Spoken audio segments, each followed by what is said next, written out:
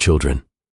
They express, they shout, they laugh like thunder and cry like the sky just cracked open. They spin in circles in the middle of crowds. They ask questions without shame. They dance in silence, make sounds in public, and wear joy like its armor. They don't wonder if they're being watched. They are alive, utterly, unapologetically, fully alive. And then something happens, not all at once, but slowly. A child who once ran barefoot through the grass begins to walk a little quieter. They start whispering instead of speaking. They start hiding instead of showing. They hesitate before asking a question. They pause before laughing too loud. They become aware that their existence is being observed, judged, evaluated. What silences a child? It's not the loud rejection, not always. Sometimes it's just the subtle glances, the quiet sighs from a parent, the teacher's annoyed tone, the friend who laughs at the wrong time, the adult who says, "Stop being so sensitive," or "Boys don't cry," or "Don't act weird in public," or "You're too much." A child doesn't understand society, but they understand pain. They don't know what shame means, but they feel it. And once that seed is planted, it grows. They stop doing the thing that brought them joy because it embarrassed someone else. They stop saying what's on their mind because someone told them they talk too much. They become silent, they become still, and people call it maturity. But sometimes it's not maturity. It's damage dressed as discipline. The world teaches you to hide yourself long before you understand who you really are. So the once loud, curious child becomes the quiet teenager who keeps their head down, not because they want to, but because they've been trained to believe silence is safer. And maybe it is. Because what happens when you speak? Someone dismisses you. What happens when you cry? Someone mocks you. What happens when you share your dream? Someone tells you to be realistic, and so silence becomes the armor. And that armor grows heavier with every year. Soon you're not just quiet, you're distant, you're not just shy, you're invisible. And people look at you and say, "Oh, they're just introverted." But they don't see the war behind your silence. They don't see that being quiet was never a choice. It was a response, a survival mechanism. Because when the world makes you feel unsafe for being you, what do? You build a mask, a polite smile, a quiet nod, and "I'm fine" even when you're breaking. And you wear it for so long you start to forget there was ever someone loud and free underneath. Some people think introversion is about personality, and sometimes it is. But for many, it's not about needing alone time. It's about feeling unseen in a room full of people. It's about remembering the time your voice shook when you tried to speak, and someone laughed. It's about protecting yourself from pain that felt too big to handle back then. So now you bury it beneath silence. Maybe you're that child.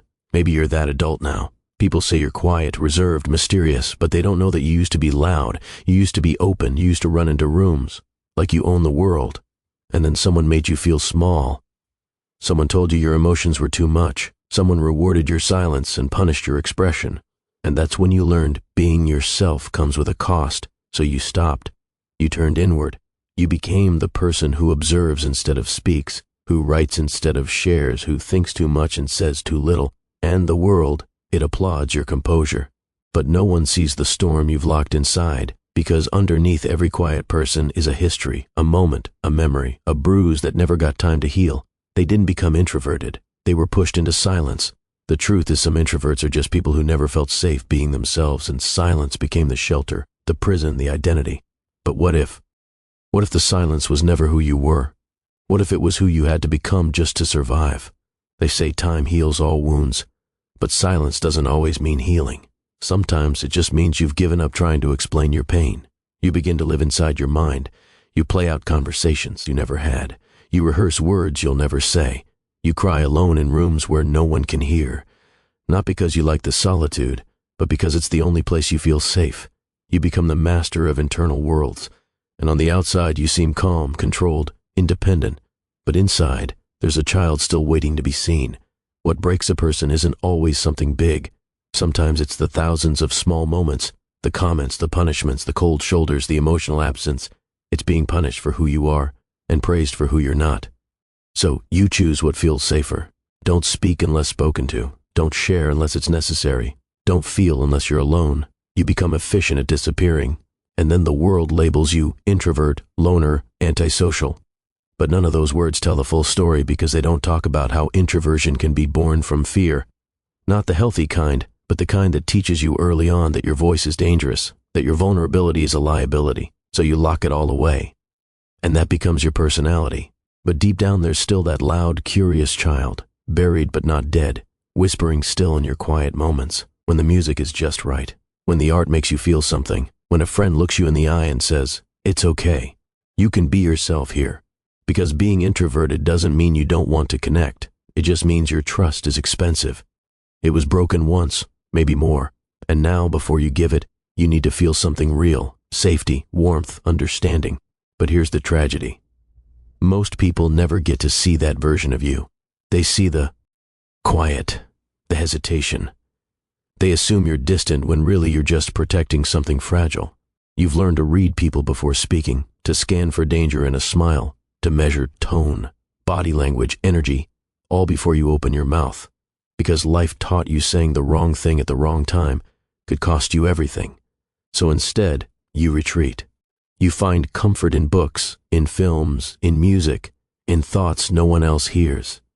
You become rich on the inside, even if you feel poor on the outside. But sometimes it aches to hold so much and share so little, to be full of emotion and appear numb, to be dying for connection but too afraid to reach out. This is the story no one sees, the brutal past that shaped an introvert, not by choice but by circumstance. You weren't born to hide, you were trained to. By moments that made you question your worth, by environments that made silence feel safer than truth. But you are not broken. You adapted. You survived in the only way you knew how. And now you're older. You've lived with this identity so long it feels permanent. But deep within you, something is stirring. Maybe you've met someone who made you feel safe. Maybe you've heard a voice, a song that touched a part of you that had gone numb. Maybe you've caught yourself, laughing freely, even if only for a second. And in that moment, you remembered. There's more to you, more than the silence, more than the armor. You can reclaim the parts of you that the world buried, not all at once, but slowly, with compassion, with patience. You are not just an introvert. You are someone with layers, someone who learned the hard way that the world isn't always kind to sensitivity, but still chooses to feel anyway. There is power in your silence, but there's also healing in your expression.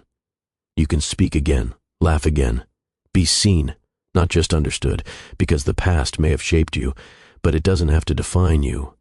And if you're listening to this, somewhere quiet, somewhere private, somewhere safe, maybe it's time to whisper a little louder, to let yourself be seen slowly, to forgive the world for what it did to you without forgetting the strength it gave you. You survived, you adapted, and maybe now you're ready to live, not as someone who hides, but as someone who remembers who they were before the world told them to be quiet. But sometimes remembering who you were hurts more than forgetting because it reminds you of the gap between the child you once were and the adult you've become. A gap filled with silence, pain, retreat, and missed chances.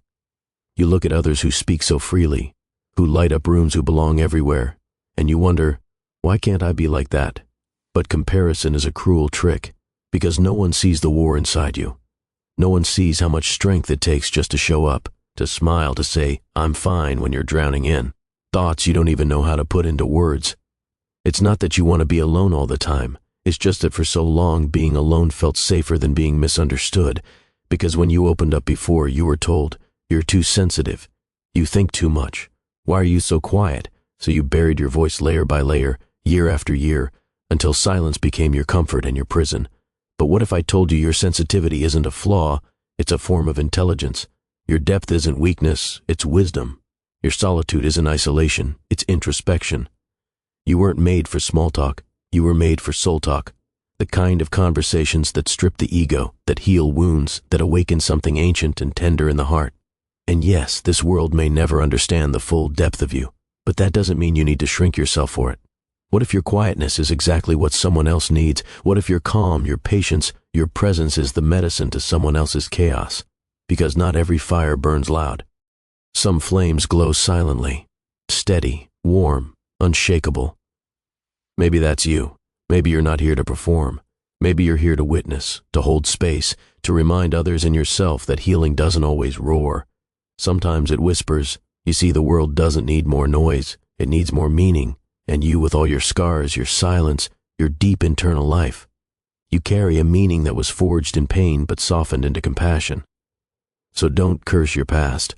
Don't regret the walls you built to protect yourself. They kept you safe. But now maybe it's time to start building windows. Let a little light in, let a little of you out, not all at once, but one breath at a time, one word, one smile, one small act of courage. Because maybe, just maybe, the world isn't ready to hear your voice, but someone is.